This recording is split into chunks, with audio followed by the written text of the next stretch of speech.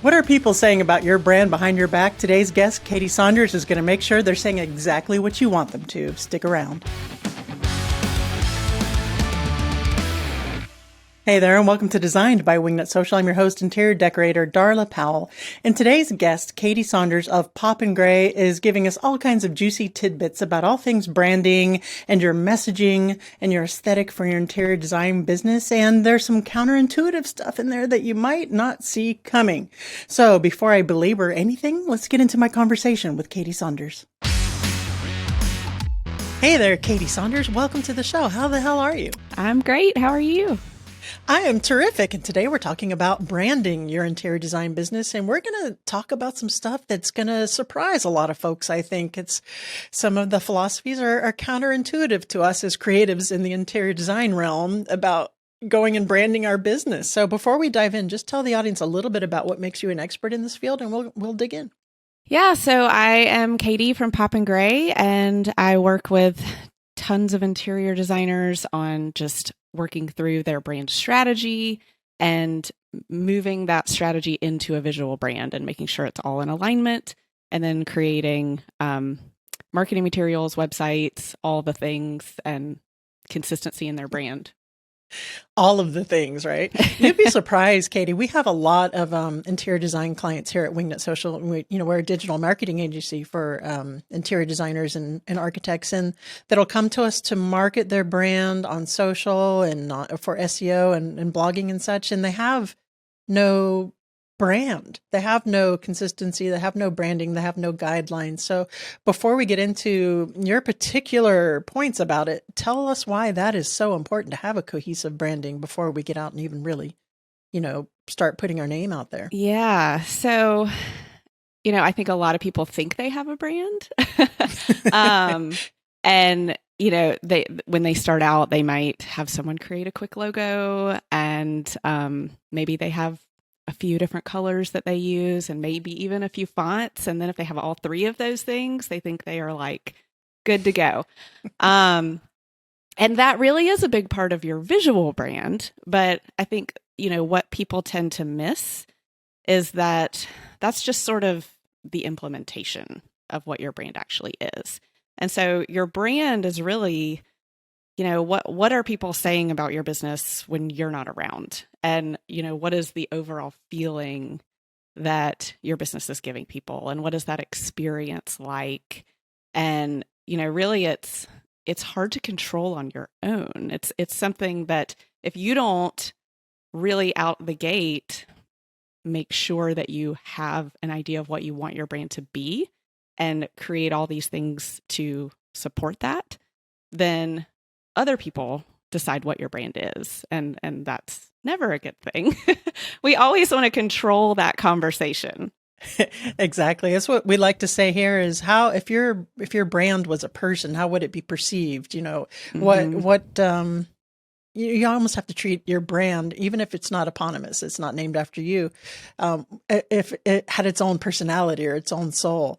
So Right. As interior designers, and I made this mistake a little bit in the beginning as well. Before, I had my interior design firm full-time, Darla Powell Interiors, I thought that my branding had to match my design aesthetic. And I think a lot of interior designers think that their branding has to say that they're a contemporary this or that they're a glam that. Is that correct or no? To walk us through that. So that is definitely the number one thing that interior designers want to do when they start their brand. I mean, at the beginning of every project, I look at their portfolio, we go through like what is their style and make sure I understand that. So I think what's hard to wrap your head around for designers is that your brand or your design aesthetic influences your brand. Like we have to know what that is, and it does need to shine through in that complete brand, but it doesn't define the whole thing.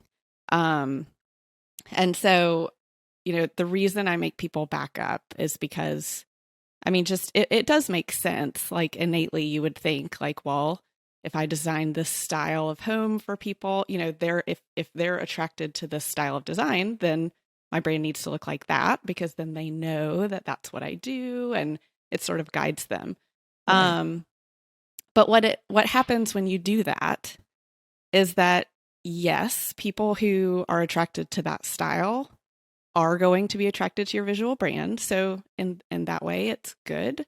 But then that's where it ends. You're showing them the style you create, but then that gives people the ability to, okay, well, I want this, I want this style design. So I have found 4 interior designers that all have the same style, and now I can just go by price. And Ah, so you've taken emotion and gut feeling out of their decision-making process. So what you want your brand to do is, okay, so maybe you need to pull a little bit of that aesthetic in because it does connect with that crowd. But more importantly, you need to find a way to make an emotional connection with them. You need to make sure that your brand actually defines, it expresses your values. It expresses what is that experience like working with you, which could really differentiate you from another designer who has your exact same style. right. So, maybe you both design homes that have this Scandinavian style. Okay, great. But maybe you're really warm and fuzzy and chatty, and maybe this other designer is like very no nonsense to the point. Your brand needs to show that. So you have to Right. figure out like where, that aesthetic style gives you sort of like a runway, and it gives you some guardrails, and you work within that. But within that style, I mean, there's a ton of different directions you can go. Right. So you have to make sure that you figure out all those little things. Okay, so let's dissect this a little bit. First of all, when we're talking about brand, I think that a lot of listeners might be automatically just saying, "Oh, my logo," or "That's my logo." So we're talking about a lot of things other than the logo, right? We're talking about the look and the feel of the graphic design that's associated with your firm, of course, but also the messaging and the voice and how Right. you're comporting yourself on that. So can you talk a little bit about the elements that go into making a successful brand? And then once we've just established that we're clear on that, we'll talk a little bit about how we do that. We portray our values and the feel and that emotion across those elements.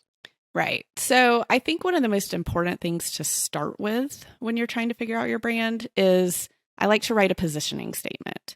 And so that's something that, you're probably no one will ever see, but you and maybe your team. No one, it's not really a client facing document that you're ever going to show anyone, but it will help inform everything that you do. I mean, it's almost like an elevator pitch, but it's just for yourself. And so we use that in the very beginning to make sure that you know what's important to you, the type of client that you do the best work for, the type of work that you do. Are you, what are you focusing on? You might do all different kinds of work within the interior design industry, but there needs to be one thing that you really are going after. So it just will help you kind of niche down in your messaging. So we always start with that. I think that's a really important part of creating a strategy. And then in addition to that, you just need to make sure you know exactly who that ideal client is, even if you do take jobs outside of that ideal client, which, we all do at times, Womp womp. whether you mean to or not, like it happens. Yeah. But Sometimes you can't help it. yeah, but you should always be messaging for that certain client. And then, some others are going to fall in, and that's fine. So, you need to know who that client is. You need to know what your core values are, what's really important to you. You need to know what is the experience that your brand gives people. So when they come to work with you, what is your process like? How is it different than if they had hired someone else? And then once you know that experience, figure out how to give that same feel in the copy on your website.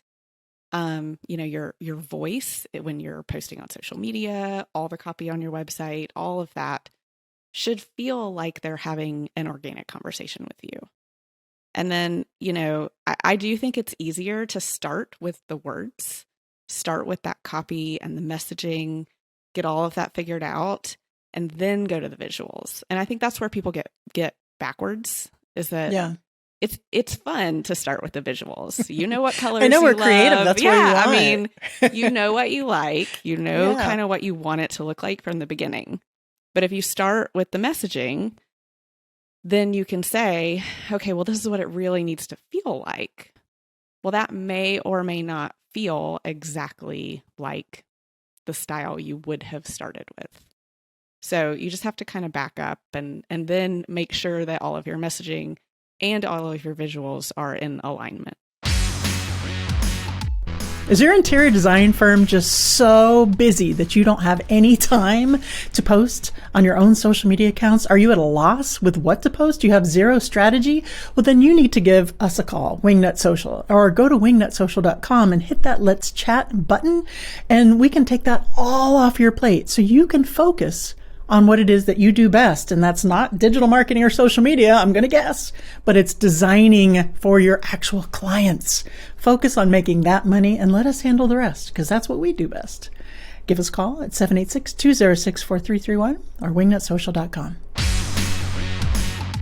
Okay, so let's back up a little bit there. So you said that not necessarily do you want to reflect 100% of your design aesthetic in the logo, because you could have another designer who's doing the same and you become a commodity, right? So once you have your positioning and your value proposition too as well, I'm assuming that goes into that, then how do the words translate into that pretty logo and the fonts and the colors that we want to represent our brand? How do we transfer that feel and those values into the graphics and the physical part? Is that too heavy of a question to convey here on the audio podcast, or No. have to tune into the YouTube channel for this answer? Maybe. Let's see. I mean, it's like you have to unlearn everything as a designer because you have to be very objective, and it's not about what you like and what you just kind of have a gut feeling feels good and looks good. You need to, there is a ton of psychology behind colors and fonts, and so I spend a lot of time on that before we ever start designing. There's a ton of time looking at, okay, what are all the words and all the feelings we want to convey with this brand? And regardless of what we actually want the end result to look like, what are the colors and the fonts that make the most sense?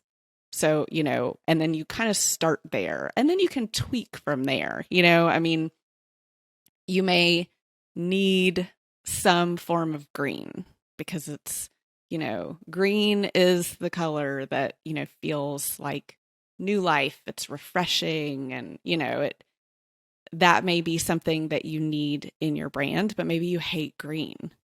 So that's where we get, that's where it gets difficult. It's like, but you need that color. So then you have to sort of backtrack and figure out how can you get that feeling in there without choosing a color that doesn't feel good to you, because at the end of the day, it's your brand and it's personal and you have to love it. So we end up doing a lot of work on the color spectrum to figure out, okay, there's a lot of different choices when we say green. So, if you're going to lean more heavily yellow or you're going to lean more heavily blue, we can do that and still convey what we need to. I was thinking when you said green, the first thing I was thinking of was our biophilic designers who are listening, that would be very appropriate for.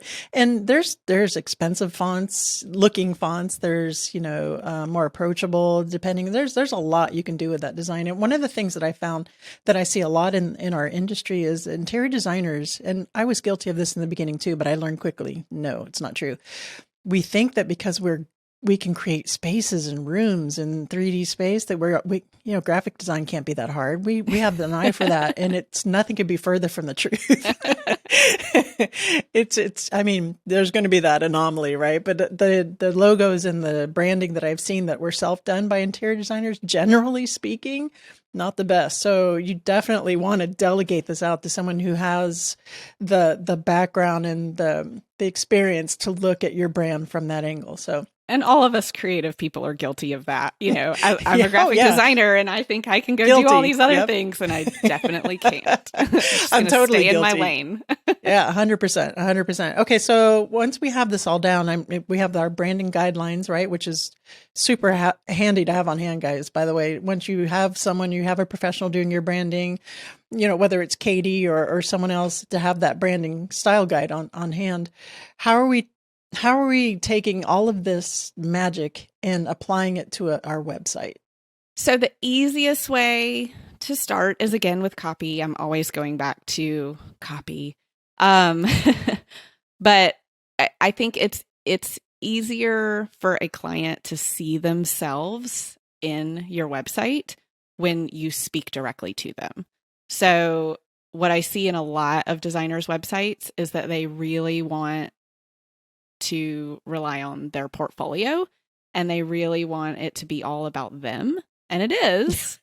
But, you know, these clients need to see more than just them. Like, they might be really impressed by all these projects and by your background, but they also want to read something that makes them think, oh, okay, like, she gets me. And, you know, that's how I want to live and that's how I want to feel. And so if you just sort of remove yourself for a minute and think about what kind of clients you work for and what they might be looking for, and just inject a little bit of that into your about page, which is really supposed to be about you, but you can talk about what you would do for them and make it a little bit about them. So that's so smart. Yeah. So just start with the copy, and then you move on to your visuals, and you just are going to pull in those colors. You know, if you have that style guide, then you know what colors to use. And you can start really subtle. Like, I don't think you have to like beat people over the head with your brand. You know, you can keep a more minimal, simple website, and, you know, less is more. That's a really good point. And I do see a lot of designers that make that mistake because it seems intuitive. The About Me page, it's about me, or here's the design, or here's my copy, and here's why we're so awesome, and you should hire us because we are so awesome. And which, you know, right, there's a little bit of that trickled in there somewhere, but it really is more about how are you going to be able to help the client. They need to be able to insert themselves into the narrative, right? You should be more of the expert who's helping them, but they're the hero of the story, for sure. I love that. That's terrific advice. So what are let's say 2 or 3 things that you would recommend to make sure that designers have all their ducks in a row before they launch or even rebrand? I think something that's important to know is, you know, what kind of projects are really your favorite? And, you know, I think people tend to want to appeal to everyone. Yeah. And they're so afraid to push someone away.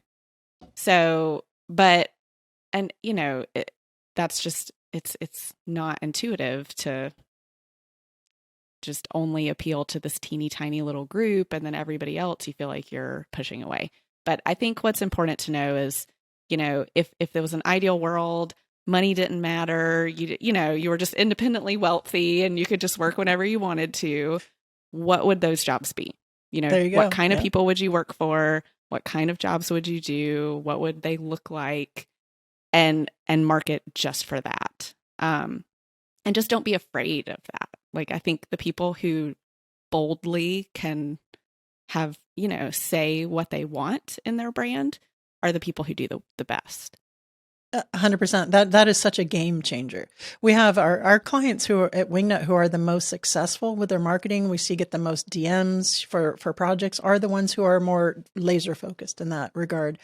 I can't tell you how important that is, the audience, how important that is to get down there and just laser focus, and don't be afraid to polarize, you know, or push non-ideal clients away. Right. It does seem counterintuitive. I'm going to lose business. I'm going to leave money on the table, but no, it's actually going to do the opposite.